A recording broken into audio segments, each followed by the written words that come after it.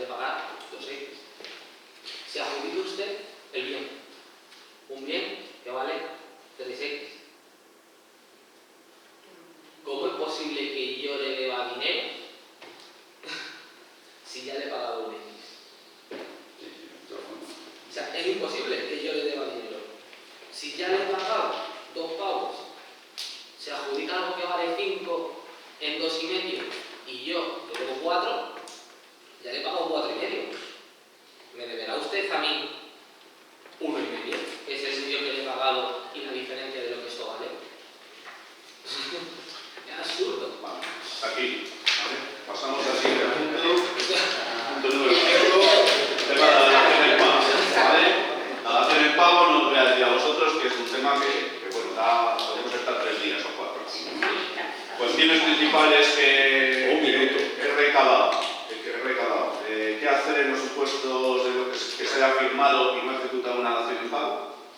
¿Qué hacer con la dación en pago con el alquiler social? Y luego una pregunta que supongo que aquí el amigo José Ángel tendrá mucho que decir, y es ¿por qué sistemáticamente se ignora el artículo 1859 del Código Civil que dice expresamente que la dación en pago está prohibida? No dice eso exactamente, dice que el acreedor no puede apropiarse ni disponer de los bienes del deudor. No dice que el deudor pueda entregar voluntariamente bajo el temor de... Os dejo que debatáis. Yo voy a salir un momentín, ¿vale? Que debatáis con... Yo tenía muchas ganas a este tema y empiezo precisamente respondiendo a la pregunta, y lo que dice normalmente es lo que tú acabas de decir. Todos, jueces, abogados, incluso abogados del movimiento, y te dicen eso. No. Correctamente o exactamente lo que dicen es, usted no tiene ni idea, así directamente, a mí me lo dicen. Usted no tiene ni idea, lo que está diciendo usted es una barbaridad. Este artículo solo prohíbe el pacto comisorio. Es lo único que prohíbe. Entonces yo directamente les pregunto, ¿en qué parte del artículo prohíbe solo el pacto comisorio? Como tienen tablas para todo, pues dicen, pero bueno, este artículo entró en el Código Civil como una reacción para prohibir el pacto comisorio. Sí, es verdad. Ahí estamos de acuerdo. La historia es esa. Si no existiera el pacto comisorio, no existiría el artículo. Pero el artículo dice algo del pacto comisorio. ¿Dice solo el pacto comisorio? Yo siempre le respondo, ¿no será que el legislador del siglo XIX, como era un señor legislador, no como el de ahora, ese sí que era racional, dijo, bueno, es que si yo prohíbo solo el pacto comisorio, como echa la ley, echa la trampa, todos estos buitres buscarán otra manera de conseguir lo mismo. ¿Qué otra manera? Por ejemplo, una dación en pago.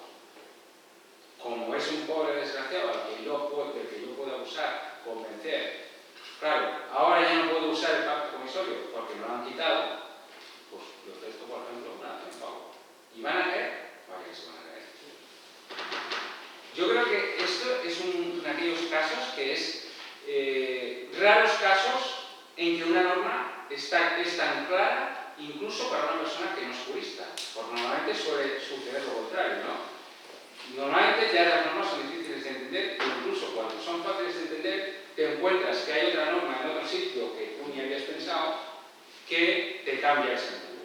Bueno, pues en este caso es una norma que es fácil de entender, que no hay que interpretar porque lo que está claro es no hay que interpretar, y que no sucede que tienes otra norma en otro sitio que te dice lo contrario o que eso. Yo lo planteo continuamente y todavía no he encontrado ni un abogado de banco ni un juez que me haya sido capaz de dar un argumento. Todo lo que son capaces es decir exabruptos, es decir, usted no sabe, pero de ahí no pasan de ahí.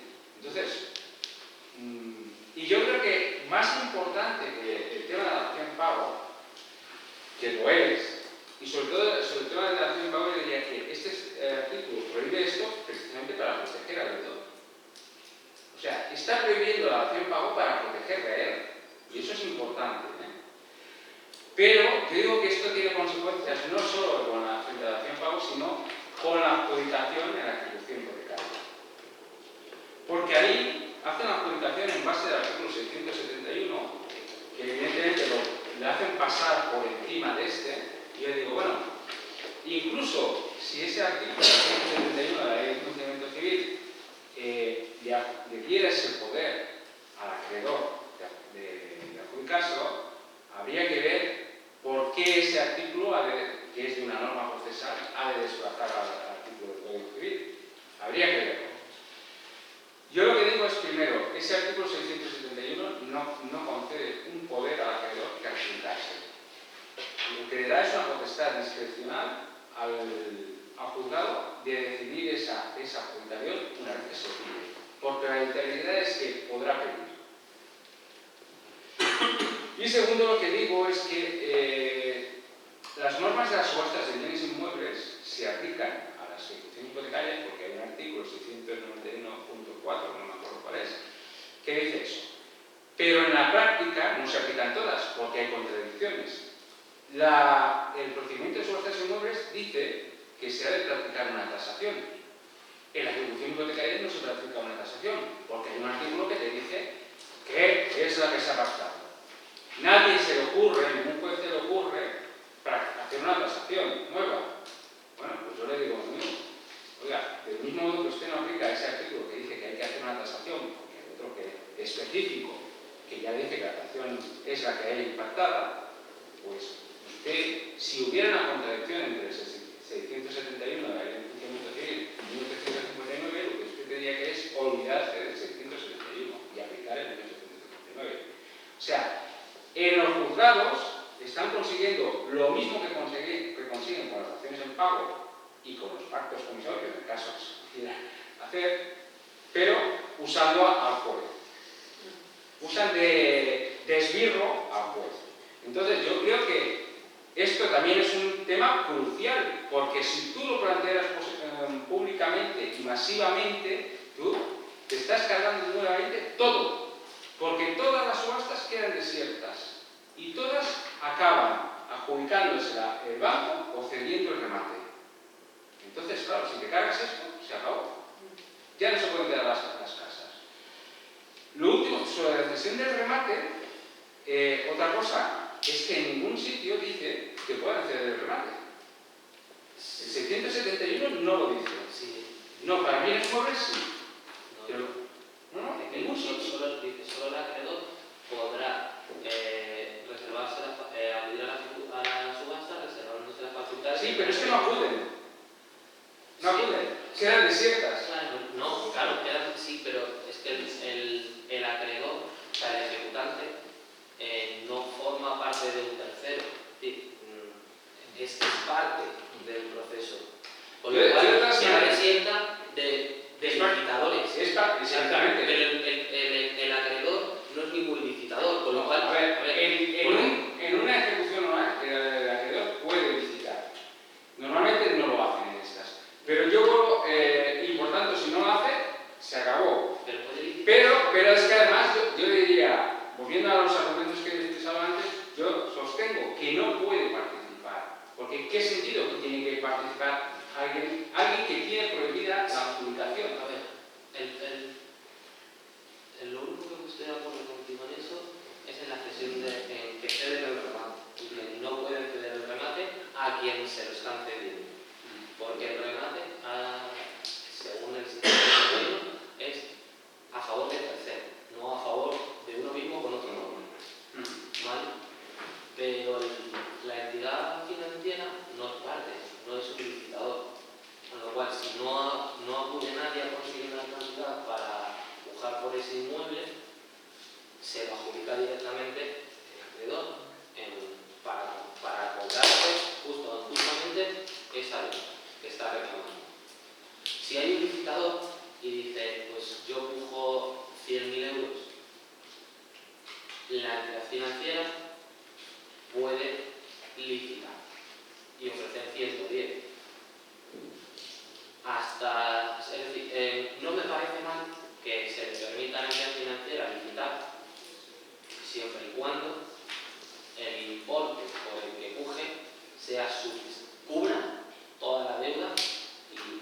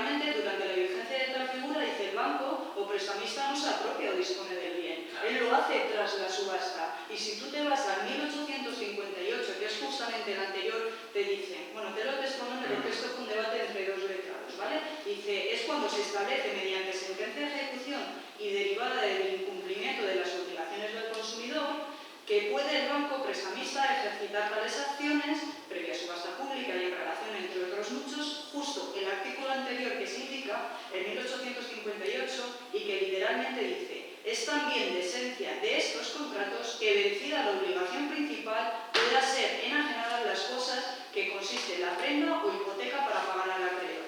Y la subasta pública es la última herramienta para enajenar el bien hipotecado. Sí. Es decir, en base a esto y a falta de interesados es cuando se produce la adjudicación al acreedor por el valor que marca la ley, ¿vale? Entonces, lo que yo quiero decir con esto es que entiendo lo que dices del 1859, pero lo que no podemos entrar nosotros es en utilizarlo en función de lo que no dice el 858 que es previo. Pero en la ejecución hipotecaria no supone que el banco esté disponiendo del bien, porque no dispone él, es un tercero quien lo subasta. Bueno, en el caso de venta previa sí, claro, si realmente cuando lleva la misma entidad no ha cedido ni vendido ni nada. Yo te digo que lo he planteado contigo, siempre lo planteo, en mis casos siempre lo planteo. No he visto todavía un argumento de ningún abogado del banco, no he visto ningún argumento de ningún juez que contradiga esto. Solo son capaces de decir, usted no entiende, esto, usted no entiende que está diciendo barbaridad. Eso es lo único que son capaces. Y solo son capaces de decir, esto solo prohíbe el pacto comisorio. Solo son capaces de decir, no son capaces de llegar a más. No son capaces de dar un solo argumento. Puse una querella ante el Tribunal Superior de Justicia de Cataluña y me vino de nuevo con las mismas historias. Pero no hay manera de, en todo su auto, en el que admite la querella, encontrar un argumento. Es una leyenda jurídica. Lo mismo que hay leyendas urbanas, esto es una leyenda jurídica. Y ellos creen a pies juntillas en esta leyenda. Y como se la creen hasta el tuétano, no hay manera de sacarles de aquí. Pero es que lo miras por donde lo mires. Yo siempre pongo el ejemplo del cuento del traje del emperador. Porque es calcado. Que todo el mundo decía que el emperador tenía un traje maravilloso. Hasta que un niño que no tiene prejuicios dijo, no, el emperador está desnudo. Porque él no tenía prejuicios. Y el problema de nosotros es que en la Facultad de Derecho nos cargan de prejuicios. Y todos vamos con que este artículo solo prohíbe el pacto comisorio. No lo dice en ningún sitio. Y voy a introducir otro argumento. Es común de que en derecho todo es opinable, todo es discutible, o casi todo. Yo lo que digo es que tenemos que tener en cuenta muy claro en qué bando estamos. Y si nosotros tenemos argumentos para sostener lo que les interesa a nuestro bando, tenemos que usarlos. Lo que no puede ser es que digamos, el contrato tiene razón. Dentro de la ejecución hipotecaria, estoy completamente fuera de la ejecución hipotecaria, en un acuerdo con el banco, lo que tendrías que demostrar es que hay un fraude de ley. O un vicio no consecutivo. Pero no necesito nada de eso. Quiero decir, yo entiendo que si yo convengo con el banco que se va a quedar en mi casa a cambio de la deuda,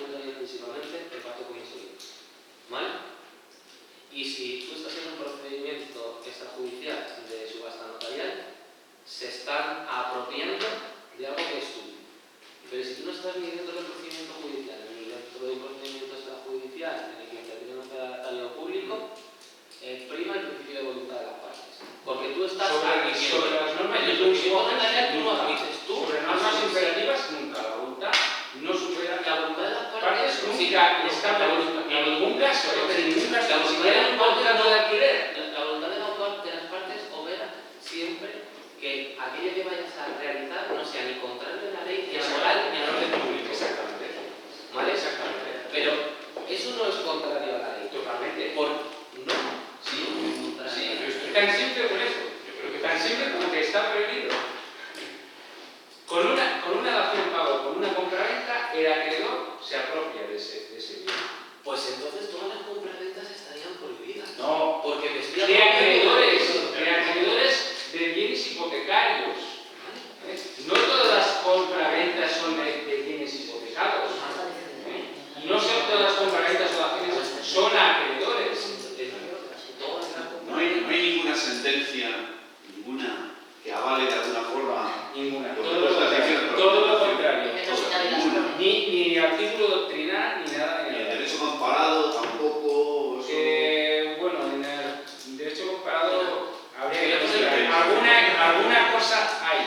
Te lo voy a En el hacer derecho francés. Pero si nadie lo reclama, ¿cómo va a haber sentencia? ¿Eh? Si nadie lo reclama, Claro. ¿cómo va a haber sentencia? Si Es los que- abogados no lo reclamáis, Es que yo lo que digo es, vuelvo al tema. En derecho,